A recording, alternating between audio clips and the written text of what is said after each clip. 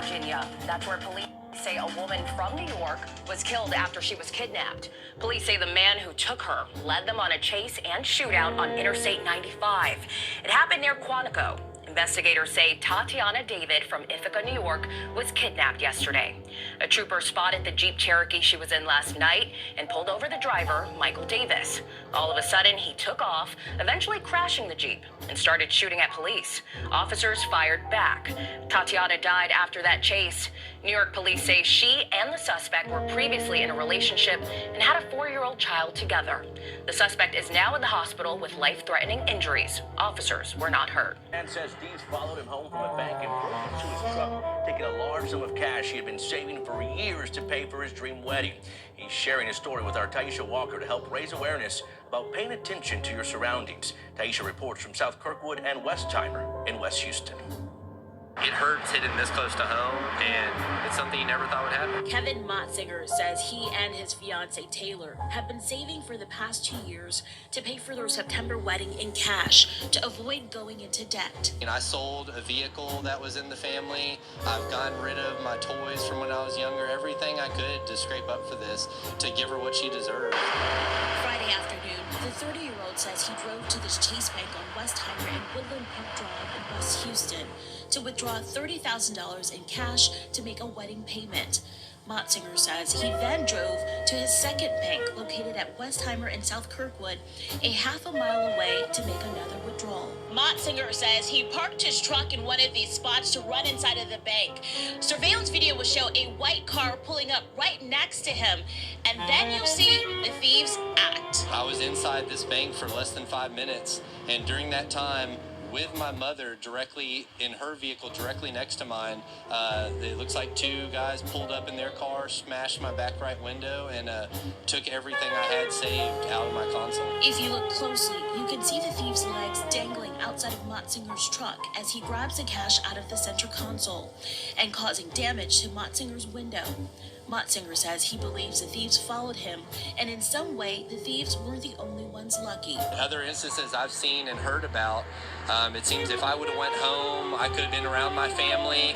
Who knows what they could have done to me and or my family. So in a way, I'm blessed that it happened here in a public place where the only thing harmed is my vehicle. With their savings gone, the couple's wedding plans are now on hold. This was it, and now the only option is to go in a lot of debt. In West Houston, Taisha Walker, KPRC 2 News. Murdered overnight at a bar in Hillsboro, and tonight we are learning more about that victim.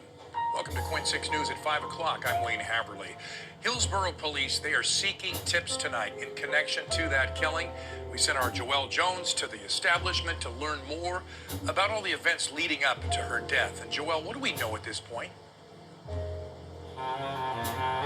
Well, Wayne, Hillsboro police tell us they believe a group of people were asked to leave this bar behind me last night, but that one of them allegedly shot and killed that woman before taking off. I'm not sure if you can see with all the hail, but this parking lot is packed. Workers inside did not want to speak on camera as they tell me the victim was employed here. We've watched friends and family file in with flowers as they grieve this devastating loss.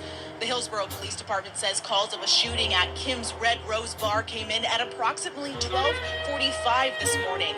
But they tell us when officers arrived off Southwest Oak Street, they found a 42-year-old woman shot to death inside, with HPD stating in part, quote, evidence at the scene showed there was a group of at least 4 people who were asked to leave the bar. One of them then shot and killed the victim. Additional shots were fired outside the bar as well. And with those additional shots fired, police say possibly other vehicles were struck before the suspects fled. Now detectives are asking anyone who was at Kim's Red Rose during the incident to check their cars for damage and to contact detectives with any information about the group in question. I think a heartbreaking situation for this community and this city as we learned that that child was shot and his uncle is now dead. Now the scene has cleared, but investigators were here for about 4 hours as they worked this investigation, where we have video from earlier when they were still on this scene. Here's what we know. Officers say they got the call around 5:20 this evening. Both the little boy, that 9-year-old, and his 23-year-old uncle were shot and taken to the hospital. Hospital officials tell us that the 9-year-old, who was was shot in the leg, is in serious condition, as we all know now. His uncle died at the hospital. Police do say they arrested a 35-year-old man in connection to the shooting. Police also say that they found a gun at the scene. Seattle Police Chief Adrian Diaz was on scene today speaking about this tragedy. This is where it's the hardest thing, because for me, I spent a lot of career focused on gun violence, especially youth gun violence prevention work, and to have a scene like this where a 9-year-old boy is shot, it's horrible. A days-long search for 2-year-old Taylon Mosley ended in tragedy yesterday when the toddler was found dead in the jaws of an alligator. We've learned new details tonight about the case involving Thomas Mosley, Taylon's father, who is accused of killing Taylon and his mother, Passion Jeffrey. 8 on your side's Trevor Sahaki is live in the newsroom tonight with the latest. Trevor? Jack Allison, Thomas Mosley is now in jail after he was charged with both mother and son's deaths. He made his first appearance in court this morning where he pled not guilty. And today we learned Passion had more than 100 stab wounds when she was found. According to the arrest affidavit of Thomas Mosley, he and his family were celebrating his 21st birthday at Passion Jeffrey's apartment on Wednesday. Later that night, after the party ended, Mosley went to his mother's house with severe cuts on his arms that police say are caused by slippage during a knife attack. Is my condolences going out to the family and to his loved ones. We are sorry that it had to end this way. The next day, when the victim's family came to check on Passion, they saw a trail of blood out of the apartment. Passion was inside with more than 100 stab wounds. A bloody fingerprint on a cleaning bottle was linked to Mosley. She's very outspoken, always make you laugh. Smile all the time. Always joking. According to police, Mosley threw or placed Taylon into Lake McGorry, causing him to die. Police did not specify how Taylon died. We just want to say that Taylon is a beautiful little boy. And he's really loving and caring. St. Pete Police Chief Anthony Holloway said detectives saw an alligator with an object in his mouth yesterday at Del Holmes Park. That's across town from the apartment where Jeffrey was stabbed to death. They fired one round to the alligator. The alligator dropped the object that he had in his mouth, and we were able to retrieve Taylon's body intact. Mosley is charged with 2 counts of first-degree murder for both Taylon and Passion's deaths. He's being held without bond at the jail and was also ordered not to have any contact with the family of Taylon or his mother. Police also said there was an indication of mental health issues with Thomas Mosley. He still has bandages on his arms and hands while in jail. Recovering tonight after they were beaten with a baseball bat at a deli on Staten Island. Police say a fight broke out inside Keshi's Deli in Port Richmond last night. The 2 men were taken to the hospital in stable condition. Police are questioning one deli worker. Officers are still searching for a second employee. Customers say they believe he acted in self-defense. He was just doing his job defending his store, and, he had to pay the price for it. It's a shame that things like this is happening in a neighborhood like this. It makes people scared to come outside. NYPD says right now there are no arrests at this time. We're learning about the moments just before a James City County police officer shot his sergeant outside a Williamsburg bar. Michael Rusk is facing charges in connection to that January shooting, which seriously hurt Sergeant Christopher Gibson. Investigators initially said the 2 officers got into a fight after a night of drinking. But as 10 on your side's Julie Millay learned, the shooting might have been about much more than a bar fight. Yeah, Julie? Tom and Amy, investigators simply said the 2 officers involved in the shooting were known to each other. Now we're learning what that might really mean. The alleged shooter, Michael Rusk, says he pulled the trigger in self-defense because of unwanted advances by his sergeant. We're about to share exclusive surveillance video and the 911 call from the shooting, which we played for Michael Rusk's family for the first time. Would you like to hear it? I'd love to hear it. For the first time, Jason Rusk is hearing the 911 call his son made in the early morning hours of January 25th. I shot Sergeant Gibson. Do what? I shot Sergeant Gibson. I pulled a gun at him. He's advancing on me. Is he breathing? He just fell out. James City County police officer Michael Rusk called 911 after he allegedly shot his superior officer, Sergeant Christopher Gibson, outside a Williamsburg bar, where the 2 had been drinking together. Video given exclusively to 10 on Your Side shows the 2 officers before this happened. I drove it. Right over. Okay, I need you to take a deep breath for me, okay? If he breathing? Is he breathing? I'm trying to save his life. The 911 call goes on for just over 5 minutes. That's when responding officers show up to find Gibson had been shot 3 times, seriously hurt in his stomach and shoulder. Court documents show Gibson told officers Rusk shot him after a verbal argument. But Rusk, his dad, and his lawyers say it was much more than that. It started to get creepy. Jason Rusk says his son told him about unwanted attention he got from his superior officer leading up to the shooting, and that he had reported it to others on the force. There was a year's worth of grooming that had taken place. Rusk says his son is the victim of unwanted sexual advances and had been for a long time. Extremely inappropriate touching, stalking, the grooming. The previous to the incident, assaults. We reached out to Gibson several times to ask him about these allegations. He declined to speak with us. We also requested from JCCPD a record of any complaints filed against Gibson during his time there. We were denied. The video shows the officers at the bar prior to the shooting. You can see them sitting across from each other at the start. Then you'll see Gibson move in to sit next to Rusk. Gibson reaches for Rusk's hand under the table, which seems to be met with hesitation from the younger officer. Then, just about an hour before the shooting, the two are seen leaving together. After Gibson puts his hand on Rusk's shoulder, you see Rusk forcefully push him off and put a finger in his face before walking away. We don't know what happened next, but after the shooting, Rusk makes this claim to the 911 dispatcher. I told him this. Oh, he kept going. And I should have raised me. Help me. Help. If our Well, now to Queens, where police are investigating a string of apartment break-ins inside one residential building. You see the suspect right there. Authorities say the suspect entered the building along Continental Avenue in Forest Hills, then forced his way into 3 separate apartments. We're told that he stole jewelry plus $2,500 in cash. Meanwhile, no one was hurt. Cops find a stolen car, the white SUV. Inside, a teenager is sleeping. They're strategizing the best way to surprise the suspected thief and make an arrest with the least amount of trouble. Carefully and quietly try to unlock the door. They decide on a plan. One cop from the U.S. Park Police in Washington, D.C. will cut open the back window that's covered in plastic. Just don't get caught inside of that car. No, yes, sir. Then, he opens the door and slides in. At the same time, another cop opens the opposite door. Suddenly, the suspected thief wakes up and all hell breaks loose.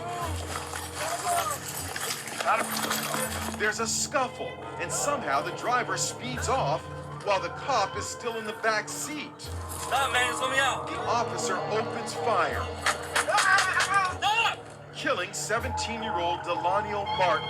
At a news conference today, the dead teen's mom expressed anger at her son's killing. How are we going to justify this? The officer can't justify this. Do you know at this point if he stole it, if somebody else stole it, or do you not know? That is not something that we are discussing at this point, or we're prepared to discuss at this point. All we know is that he was in it and he was sleeping, which is not illegal.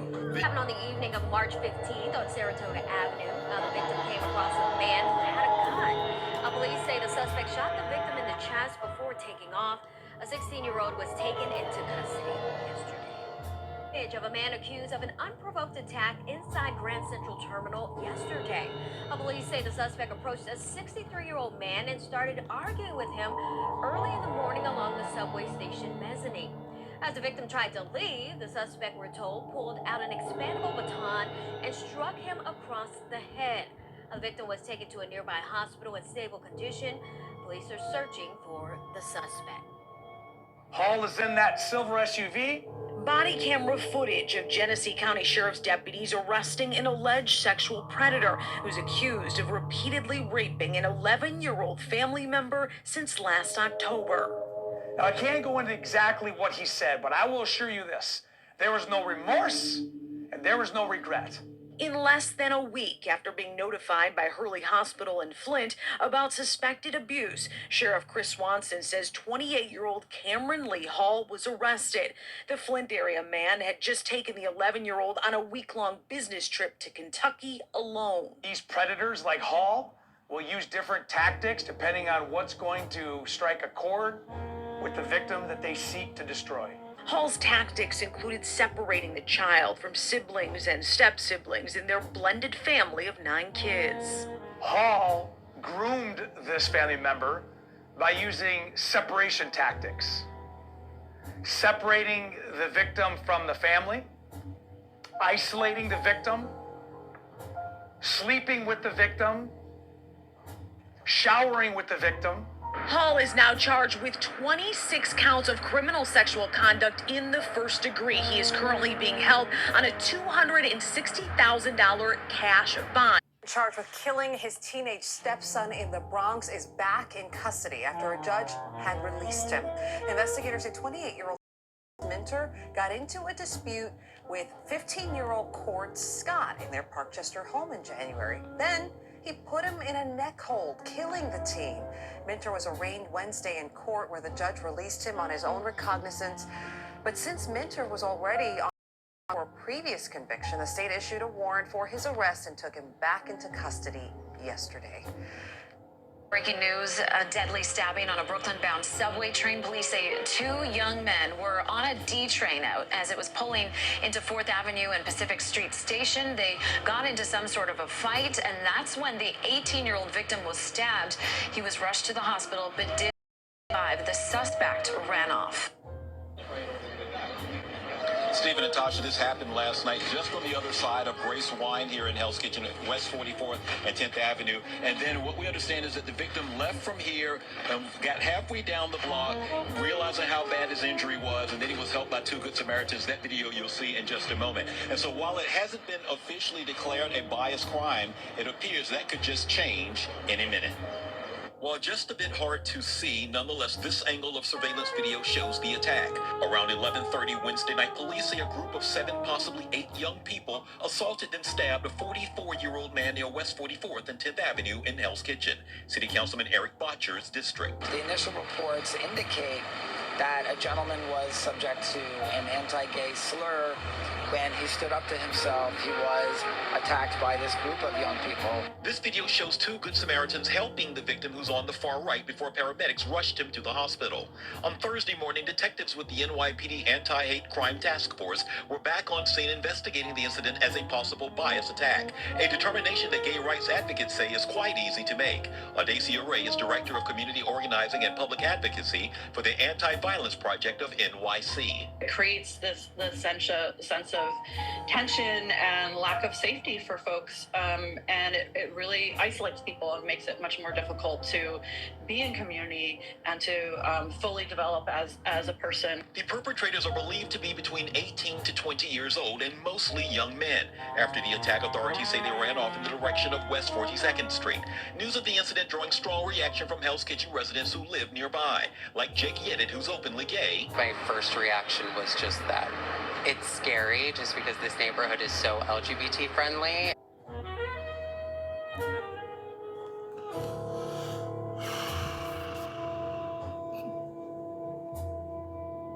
Oh, don't tell me that. Don't fucking tell me that, bro. Come on, man.